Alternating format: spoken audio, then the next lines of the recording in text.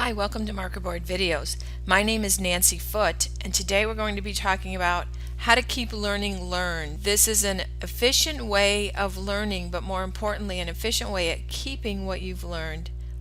As a teacher, I know that it's very frustrating for me to teach something to my students, have them understand it. They can show me they understand it because they take an assessment. But when we build on that, or when we look at it again several weeks later, they don't remember what they learned. And so this is a presentation on how to keep learning learned.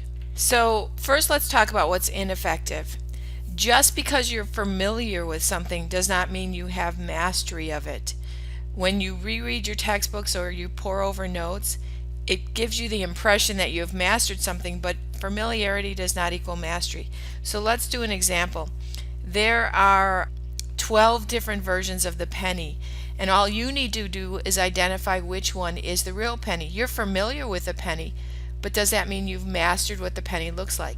So what I want you to do is just spend a minute, pause the lesson, decide which one is the real penny, and then turn the lesson back on when you've decided which one it is. So were you able to pick out the real penny? Here's what I know.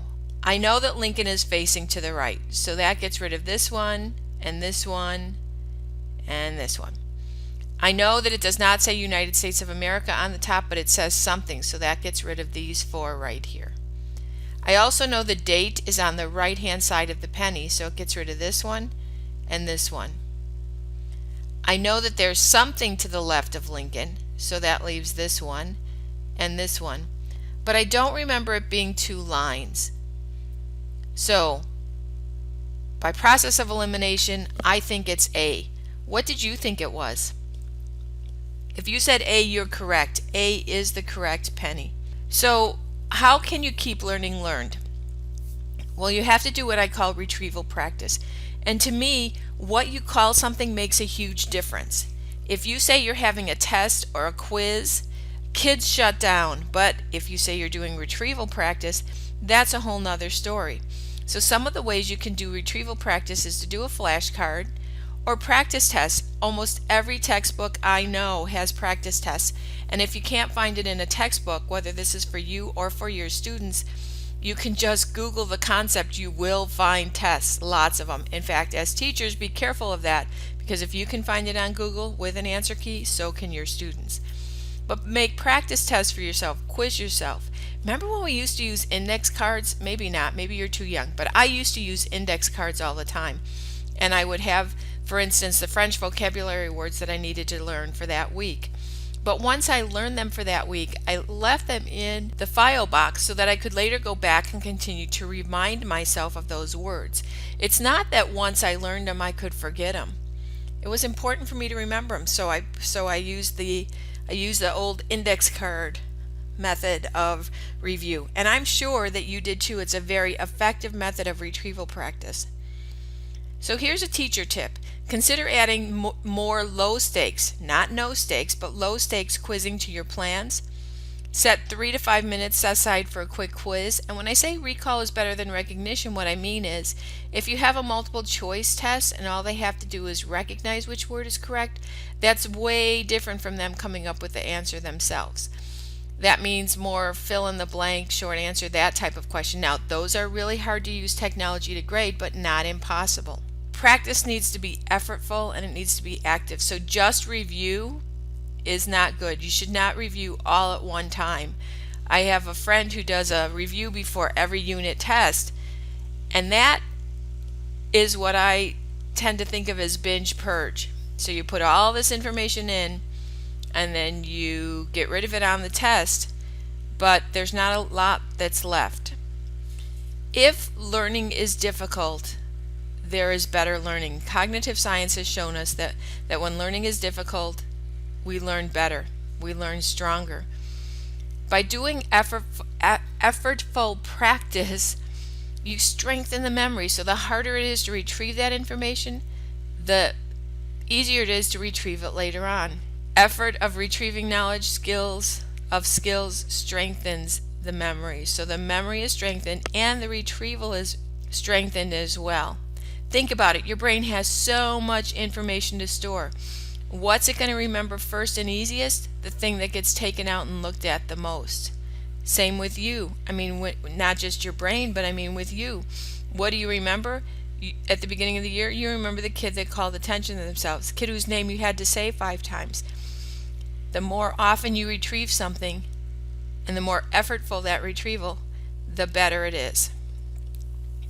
Interleaving is what we call cross-curricular, but if you only teach math or you only teach science, it's kind of hard to do interleaving cross-curricularly. So what I'm referring to is when you're teaching math, give different problems, mix them up.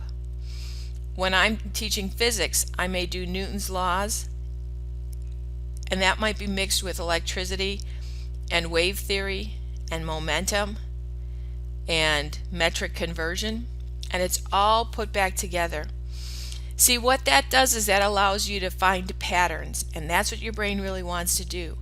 Your brain wants to find the pattern. So it finds the pattern, in other words, it assesses the condition, and then you're able to respond to it. There's a study they did with baseball players, and I'm not good at baseball, so forgive me for these wrong terms, but they did batting practice with one group where they batted 20 changeups and 20 sliders and 20 fastballs, and the other group had a mix. They had 60 pitches as well, but they were mixed. They were interleaving. They were mixed together, and so they found that immediately after the practice, the guys who had the same did better, but several weeks later, the guys who had the mix-up did better and continued to do better for the balance of the study because their brain was able to sort through, recognize what kind of pitch it was, and respond to it, as opposed to doing the same one over and over and over. Your brain doesn't look for patterns. Here's a teacher tip. Mix old material with new material and different types of problems together. Effortful learning we talked about before. Struggle is good. Suffering is not good, but struggling is good. And I tell my students and their parents that from the beginning. It actually literally changes the physiology of the brain. It increases your intellectual ability. Basically, you're getting smarter every time you wrestle with a new concept. And I guess that should say smarter, not smarted, so please forgive me. Want to test yourself? Again, practice tests, end of chapter tests, review, quizzes, Jeopardy games, any of that stuff.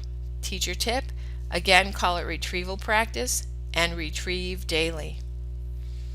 You want to space your learning out. So you want to embed it in long-term memory. You want to make sure that there's some space in between. You never want to cram. If you delay the retrieval, that strengthens the memory. So let's say you teach something on Monday. Rather than test it on Tuesday and Wednesday, do retrieval practice on Tuesday and Wednesday, maybe wait till Friday. Or better yet, the following Monday. So you're reloading that memory from long-term memory again and again and again. When you space it out, it has to kind of work a little harder to pull that memory out, which means it's going to have a stronger connection. Here's a teacher hint. Shorter, spaced out practice is better than putting it all together, and mix it up with other things. Don't do it, for instance, as your warm-up every single day. Change it up a bit. Elaboration is also really important. We call it modeling to an extent. Purposely expand the idea so you understand it better, and you want to connect info with what you already have. These are things that good teachers already do. Here's a teacher tip. Encourage students to come up with their own model. So we all learned about the atom, like a solar system. That was the model that was used. Not probably the best model, but it's the model that was used. Think about what other models you can come up with, whether you're teaching social studies or language arts or math or science or PE or whatever. What kind of model can you come up with? And encourage your students to come up with their own, not necessarily just yours. Another way you can strengthen learning is by reflection. So this is sometimes referred to as ticket out the door or 20 questions, something like that. It's a specific kind of elaboration where you ask yourself specific questions. What are the key ideas? What are some examples? And how does this connect to what I already know? A lot of times it really helps to write this down in writing, not type, not on your computer, or to say it out loud verbally. Sometimes I like to say, I'm kind of weird, I like to say stuff out loud and record it and play it back to myself as a way of helping me remember something. Teacher tip: allow time in your lesson for student reflection. And it doesn't have to be writing. It can be a picture, it can be a song, anything that allows them to reflect on what they learned. So generation is a really touchy subject. I'll be honest with you. I tried this with my kids. Make sure that your parents and your administration knows before you do it. This is when you give them problems to do that you haven't taught yet. This is when they get emotionally entangled in the problems that you come up with, and then you go up and explain it. It doesn't have to be a problem, it can be a key idea. Maybe you just read the key idea from the bold-face print, or maybe you just give your kids the key ideas and say, tell me what you think this means. You want them to struggle, you don't want them to suffer. Please make sure that both the parents and your administrator know that this is intentional, because kids get very emotionally involved, and if you have those students who are a little, I don't want to say overachievers, but they're high achievers, they're going to really struggle with this the most. So it's really important everybody knows what you're doing and that it's purposeful. Teacher tip: although it feels ineffective, it's more effective. And again, if it's hard to do, your knowledge, your learning is going to stay longer. It's going to have a more strong bond in your brain than easy retrieval. Sleep on it, and I really mean that. Lots of studies, especially lately, have talked about sleep. I read a real interesting one that said if you're sleep deprived, when you do sleep, the memories that are strengthened are the memories of negative things that have occurred that day, and when you have ample sleep, the memories that are strengthened are those where you had positive interactions that day. Kind of interesting, but sleep consolidates memories. You need sleep, your kids need to sleep. It's not something extra, it's something necessary. We talked a little bit about this before. Take notes by hand. When you take it by hand, first of all, you slow down. Secondly, you think more. And third, it actually literally uses a different neurological pathway when you take notes by hand versus when you type them. Teacher tip: don't use fill-in-the-blank handouts as notes. Have them put it in their own words. Now, because my classroom is flipped, my kids can always go back and rewatch the video if they miss something.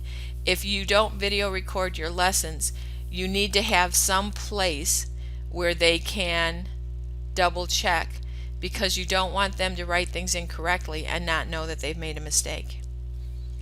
When learning is easy, it's easy to forget. It's superficial.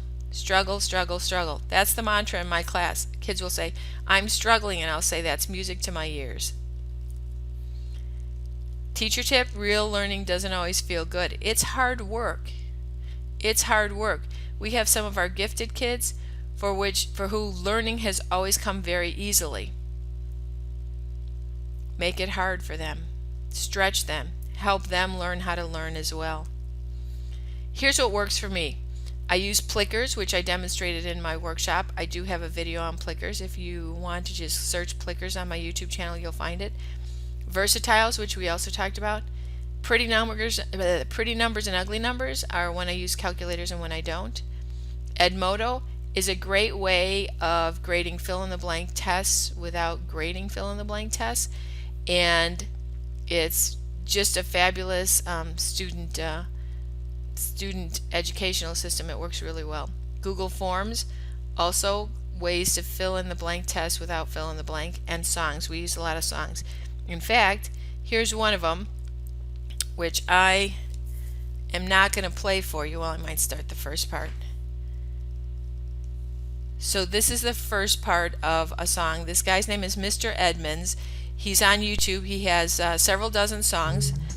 They are written to the tune of classics. My students love this song. Any song that he does, they love. But there's a good way of reviewing information. And finally, I just want to say thank you. My name is Nancy Foote. There's my email right there. If you have any questions, let me know. My QR code, I believe, should lead you to my YouTube channel. If you have any questions, let me know, and have a great day. Thanks.